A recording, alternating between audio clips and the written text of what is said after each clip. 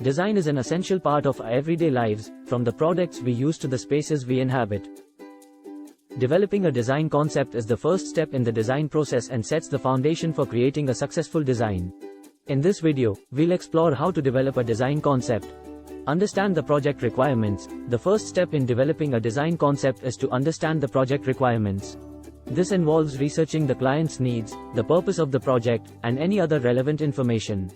Understanding the project requirements will help you create a design that meets the client's needs and objectives. Gather inspiration. Gathering inspiration is an essential part of developing a design concept. This involves researching similar projects, competitors, and design trends. Collect images, colors, and textures that inspire you and could be relevant to the project. Brainstorm ideas. Brainstorming is a creative and essential part of the design process. Write down all the ideas that come to mind, no matter how wild or impractical they seem. This helps to generate a broad range of ideas and possibilities. Refine your ideas. Take your initial ideas and refine them by considering how they meet the project requirements and what could be improved. Narrow down the list of concepts and start to develop them further. Create sketches and mock-ups. Creating sketches and mock-ups allows you to visualize your ideas and make any necessary changes before moving forward. It is an essential step in the design process as it allows you to explore different design options and refine your ideas.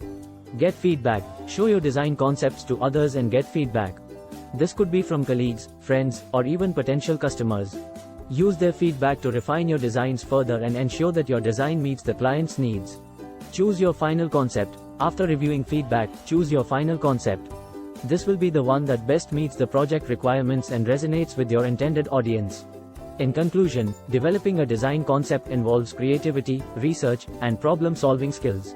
By following these steps, you can create a design concept that meets the client's needs and resonates with your audience.